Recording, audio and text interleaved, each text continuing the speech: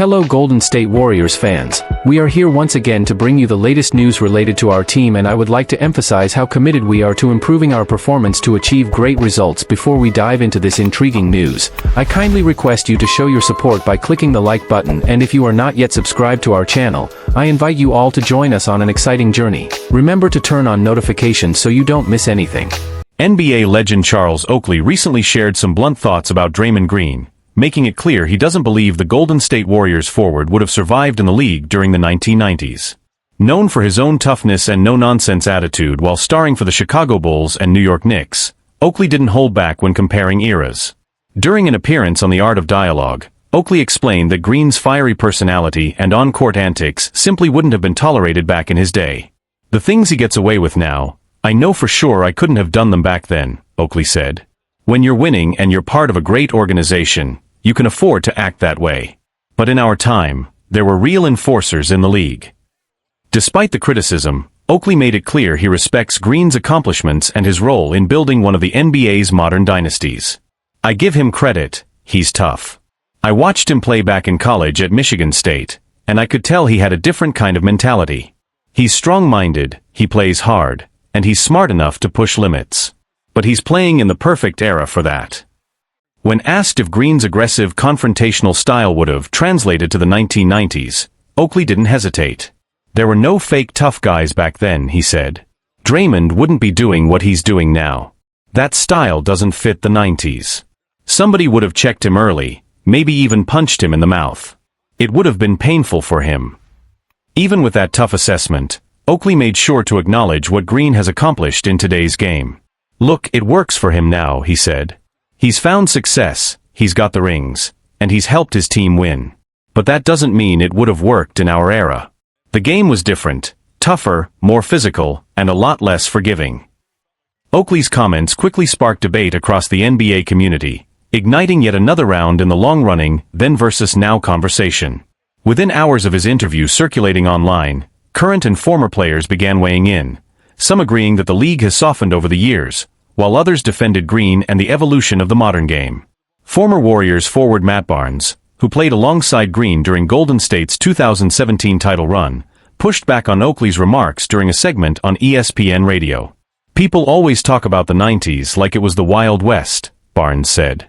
"But Draymond's built for that kind of competition. He's not afraid of contact or confrontation. The guy would have fit in anywhere because he competes at the highest level." Others, however, sided with Oakley's perspective. Charles Barkley, another outspoken legend of that era, echoed similar sentiments during Inside the NBA. "Back in our day, there was a different kind of respect," Barkley said. "You couldn't talk to referees or opponents the way Draymond does now. You'd get checked real quick." Barkley was quick to add that he respects Green's basketball IQ and leadership, but insisted that the 90s were about backing it up physically, not just emotionally. Around the league, the discussion also turned toward how the NBA's rule changes have transformed the definition of toughness. Analysts pointed out that the game's pace, spacing, and emphasis on skill have replaced much of the raw physicality that defined Oakley's era. Draymond's defensive versatility, his ability to guard 5 positions and orchestrate rotations, might not have been fully appreciated in a slower, more post-dominated league. Meanwhile, Green has yet to respond publicly to Oakley's comments, but those close to him suggest he's not surprised. A Warriors insider told The Athletic that Green takes pride in being polarizing and views criticism from former players as a sign that he's doing something right. Despite the generational divide, both Oakley and Green represent two sides of the same basketball coin, players who lead with emotion, demand accountability, and embody the edge that separates stars from champions. The difference, as many fans noted online, is that Green's fire burns in an era where passion is policed differently. Whether Oakley's assessment is fair or not, it reignited a conversation about how basketball's culture has evolved, and what kind of toughness the modern NBA truly rewards. Jimmy Butler's dinner plans might hold the key to the Warriors' future success. Jimmy Butler continues to make an impact for the Golden State Warriors, not just with his play, but with his leadership beyond the court. While the team has struggled recently, Butler has quietly taken young forward Jonathan Kuminga under his wing, revealing after Sunday's win over the Indiana Pacers that he invited the 21-year-old to dinner to lift his spirits. It had been a rough night for Kuminga, arguably his toughest game of the season. He finished with only 5 points on 149 shooting and was benched for the final 18 minutes of the 114-83 victory. Instead of criticizing him, Butler chose connection over confrontation, recognizing the value of support during a difficult stretch. According to Nick Friedel of The Athletic, Butler's mentorship has become a central piece of Kuminga's development, and a quiet factor in the Warriors' long-term plans. Butler said he'd be inviting Kuminga to his house for dinner after the game, Friedel wrote. He's grown close to the fifth-year forward since arriving last season and wants to do whatever he can to help him regain confidence after a tough stretch. When the Warriors traded for Butler last season, expectations were straightforward: bring in a proven star who could lighten the load on Stephen Curry and Draymond Green. What they gained instead was a deeply invested leader, one who knows how to balance accountability with empathy. Butler has faced scrutiny over his leadership style throughout his career, but in Golden State, he's shown a softer, more patient side that the young core desperately needed. Having a veteran like Butler guiding him could make all the difference for Kuminga. Once seen as a raw project, the former number 7 pick had started the season strong, carving out a consistent starting role before his recent slump. Now, as his shooting numbers dip, Butler's encouragement, publicly defending him in post-game interviews and privately inviting him to dinner, sends a powerful message. Development takes time, and every star needs someone to believe in them during the lows. For years, analysts have debated Golden State's so-called two-timeline dilemma, the challenge of maintaining their veteran core while grooming the next generation. Questions persist about how long the old guard can compete and whether the younger players can eventually carry the dynasty forward. But gestures like Butler's offer hope. They suggest that the bridge between generations isn't as fragile as once thought, that culture and mentorship might be the glue holding the team's future together. Kuminga's story isn't finished yet, but if he turns things around, moments like this dinner could be seen as the turning point. In acquiring Butler, the Warriors didn't just add another all-star. They found a mentor who understands that winning starts long before the ball tips. Sometimes, it starts over a simple meal between teammates. Inside the Warriors' locker room, Butler's gesture didn't go unnoticed. Several teammates reportedly praised his quiet leadership, with Stephen Curry later telling reporters that Butler's influence has already changed the tone of how veterans interact with younger players. Jimmy's been through every kind of season, the highs, the lows, the pressure, Curry said. When a guy like that takes time to mentor a young player, it means something. It sets a standard for the rest of us. Head coach Steve Kerr also acknowledged the impact Butler has made since joining the team. He highlighted how Butler's mix of intensity and empathy has begun to reshape the team's culture. He's demanding, but he's fair, Kerr said. He'll get on guys when they need it, but he also knows when to pick them up. For a young player like Kuminga, that balance is invaluable. Jimmy brings an edge, but he also brings perspective, and that's exactly what this group needs. Behind the scenes, sources close to the organization have described a growing chemistry between Butler and the Warriors' younger core, Kuminga, Moses Moody, and Brandon Podziemski in particular. Butler has reportedly been spending more time with them off the court, offering advice on film study, recovery routines, and mental preparation. For players still learning how to navigate the weight of expectations in a championship-caliber environment, that kind of mentorship can be transformative. Analysts around the league are starting to take notice as well. On NBA Today, former player Richard Jefferson called Butler's presence the best thing that could have happened to Golden State's development cycle, adding that what he's doing for Kuminga could end up extending the Warriors' window by 2 or 3 years. The ripple effects are already visible. Kuminga, despite his recent slump, has maintained a more composed and reflective tone in interviews. Rather than showing frustration, he's acknowledged the value of patience and learning. "Jimmy's been in my ear," he said after a recent practice. "He tells me to focus on the next play, not the last one. That's something I'm trying to carry with me every game." For a team searching to balance its championship ambitions with long-term growth, Butler's influence could be the missing ingredient. The Warriors' dynasty was built on selflessness, trust, and accountability, traits that sometimes fade with time and success. Butler's arrival has revived that spirit, reminding everyone that greatness isn't only about stats or rings, but about the relationships that sustain a team through its toughest moments. If Golden State finds its rhythm again, the seeds of that resurgence may trace back to something simple: a veteran's willingness to sit down with a struggling young player, share a meal, and remind him that every journey, even in the NBA, begins with belief. Basketball Al Horford and Jimmy Butler, the duo the Warriors didn't know they needed.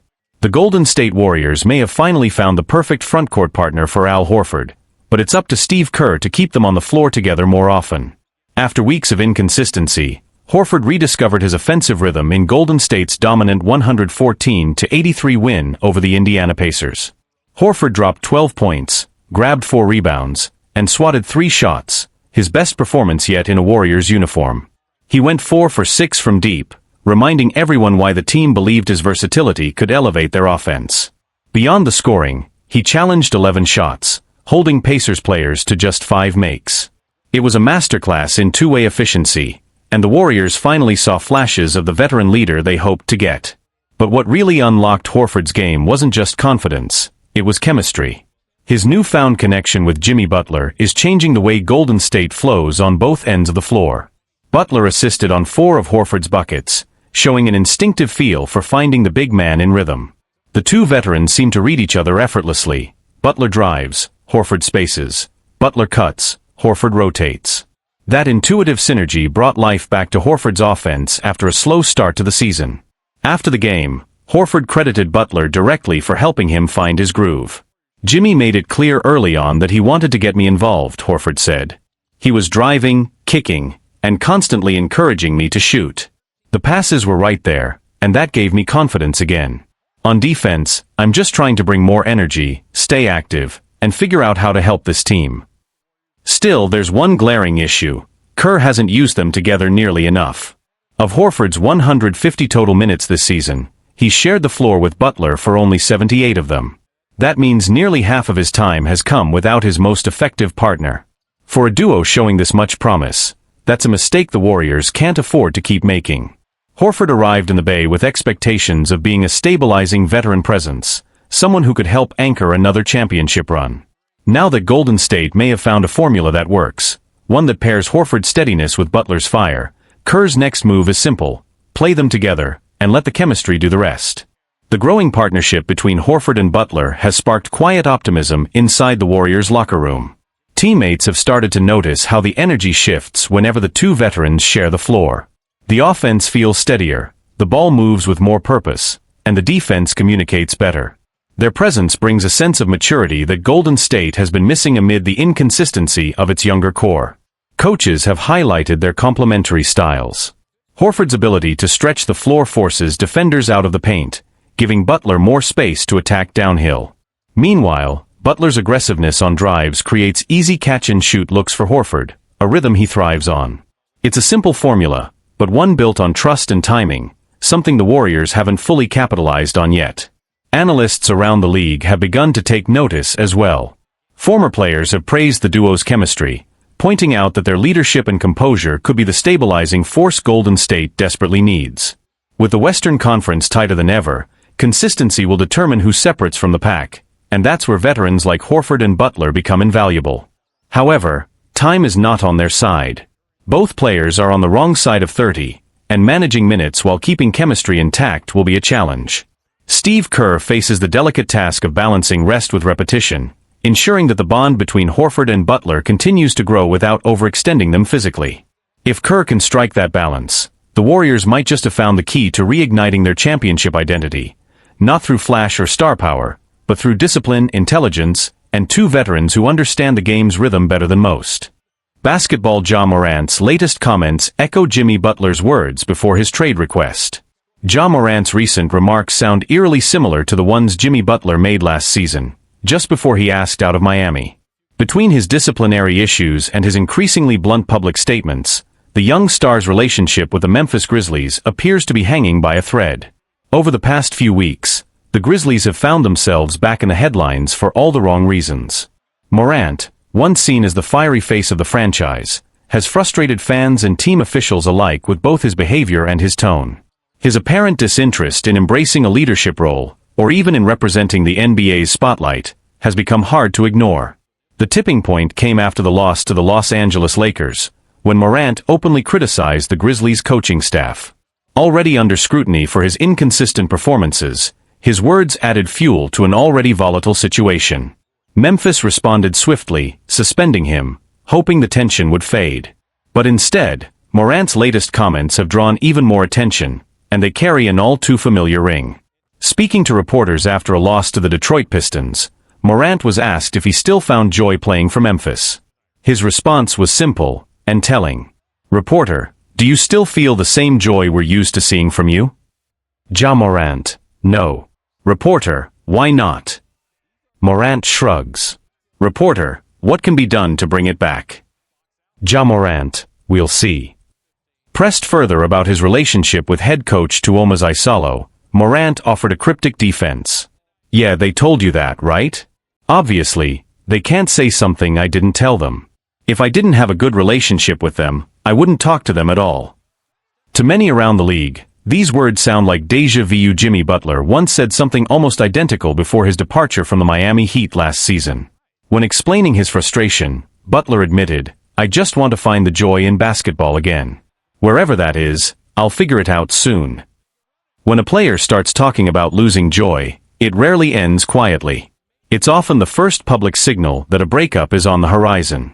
For Morant, who was once seen as the cornerstone of Memphis's future, such statements raise real questions about whether his heart is still in Tennessee. If this pattern continues, the Grizzlies may soon face a difficult decision: hold on to their star and hope the relationship heals, or accept that the era of Ja Morant in Memphis might be nearing its end.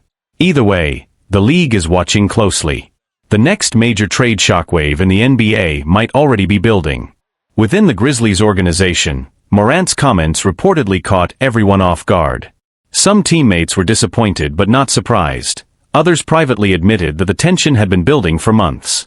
According to several league insiders, there has been a noticeable distance between Morant and parts of the coaching staff since his return from suspension earlier in the season. What was once described as a reset year for Memphis is now beginning to feel more like a breaking point. Behind closed doors, conversations about Morant's long-term future have already started. While team executives publicly insist that they remain committed to him, there is growing concern about his mindset and motivation. The franchise has built everything, from its offense to its identity, around his explosive style. If his heart is no longer in it, that foundation could quickly crumble. Around the league, rival teams are monitoring the situation closely. A handful of front offices have already begun exploring what a trade package for Morant might look like, should things continue to deteriorate. For a player of his talent, the market would be immediate and aggressive. Yet, executives also understand that bringing him in would require a strong locker room culture capable of grounding his volatility. For now, Memphis finds itself at a crossroads. The team still believes in Morant's potential, but belief alone won't fix what's broken. Leadership, communication, and accountability will decide whether this is a temporary rift or the end of an era. The coming weeks could define not only Morant's future, but the direction of the entire franchise, and perhaps even the balance of power in the Western Conference. Jimmy Butler shares what he told Jonathan Kuminga after a 5-point game against the Pacers. The Golden State Warriors had little trouble dispatching the shorthanded Indiana Pacers in a 114-83 victory, but not everyone in the locker room left the night satisfied. Indiana, already missing several key players, was without Pascal Siakam, leaving them vulnerable against a Warriors team led by Jimmy Butler, who has quickly become one of Golden State's emotional anchors since joining the roster earlier this year. The Warriors, still without Stephen Curry for a third straight game due to illness, relied on a balanced effort to secure the win. Rookie Will Richard impressed off the bench with 15 points, but Jonathan Kuminga struggled to find rhythm, finishing with just 5 points in 25 minutes. For a player averaging just over 15 points per game this season, slightly down from previous years, it was another frustrating outing in what's been an up-and-down stretch. He's now scored in single digits in 4 of his last 7 appearances. After the game, Butler, who has earned a reputation as one of the NBA's most mentally resilient veterans, offered guidance to his young teammate. Speaking to reporters, Butler revealed he plans to sit down with Kuminga for dinner to share advice rooted in his own experiences of highs and lows throughout his career. "What I told him is that you're not going to play great every night," Butler said. "But you're also not going to play bad every night. You don't get too high when you score 40 or 50, and you don't get too low when you only get 2. You stay right in the middle. Keep working, keep showing up, keep doing your job. Eventually, it balances out." Butler emphasized that perspective and consistency are what separate good players from great ones, and that he's seen enough from Kuminga to believe in his potential. "He's playing well," Butler continued. "I don't think he's letting the team down. I just want him to stay aggressive, attack, get to the line, and keep making plays. It's not about one game or one box score. It's about the habits you build. Inside the locker room, Butler's leadership has already made an impression. Though he's been a Warrior for only a few months, teammates and coaches describe him as a steadying presence, someone who sets the tone through both words and example. Head coach Steve Kerr, who has been vocal about the team's need to take better care of the ball, echoed Butler's message of balance and focus. "We know what Jonathan can do," Kerr said earlier this week. "He's explosive, he's fearless. The key now is just consistency, trusting the process, limiting turnovers, and letting the game come to him." For Kuminga, nights like this one are part of the growing pains that every young player endures. But under the mentorship of veterans like Butler, and within a system that values patience and accountability, the expectation is that he'll emerge stronger for it. And if Jimmy Butler's track record is any indication, those post-game dinners might prove just as valuable as anything that happens on the court. In the days following the Pacers game, reports out of San Francisco suggested that Butler's influence is already resonating inside the Warriors' locker room, particularly among the younger players like Kuminga, Moses Moody, and rookie Will Richard. Coaches and teammates have described Butler's mentorship as both demanding and encouraging, a combination that pushes the team to maintain focus through the ups and downs of a long NBA season. Team insiders noted that Butler's conversations with Kuminga didn't stop at dinner. The veteran has been seen working with him in practice sessions, emphasizing footwork, patience in half-court sets, and the importance of staying locked in defensively even when the offense isn't flowing. According to one assistant coach, Butler's approach is rooted in accountability. He expects effort, discipline, and attention to detail every possession. "Jimmy's been where these guys are," the coach said. "He understands what it's like to struggle, to have off nights, and still find ways to contribute. He's trying to teach them that mentality, that being a pro isn't about highlights, it's about habits." Kuminga himself addressed the situation later in the week, acknowledging Butler's guidance and expressing gratitude for his mentorship. "Jimmy's been real with me," Kuminga said. "He tells me the truth, even when it's not what I want to hear. That's the kind of stuff that makes you better. He's been through it all, so I listen." Butler's leadership has also drawn praise from Steve Kerr, who said the veteran's presence has given the team a new layer of toughness and emotional stability. "Jimmy sets the tone," Kerr told reporters after a recent practice. "He competes at the highest level, and he expects the same from everyone else. You can feel it, the energy, the professionalism. It's contagious." For the Warriors, Butler's arrival came at a time when the franchise was seeking a renewed sense of identity. With Stephen Curry battling through illness and Klay Thompson transitioning into a more specialized role, the team needed a new emotional anchor, someone who could hold everyone accountable while embracing the grind of an 82-game season. Butler's reputation for demanding excellence while fostering unity seems to be exactly what Golden State hoped for. Analysts around the league have started to take notice, too. Several former players have highlighted the chemistry developing between Butler and the younger core, suggesting that his presence could accelerate the Warriors' retooling process. ESPN's Zach Lowe remarked that Butler fits the Warriors' culture better than anyone expected, adding that his impact goes far beyond the box score. Meanwhile, the Warriors' schedule intensifies in the coming weeks with matchups against playoff contenders from both conferences. The consistency and leadership Butler has brought may prove crucial as the team navigates injuries, lineup adjustments, and the constant pressure of maintaining playoff positioning. For now, the message remains the same, from Butler to Kuminga, and from Kerr to the entire roster: stay balanced, stay aggressive, and trust the work. And if the Warriors' recent form is any indication, that philosophy is beginning to take root.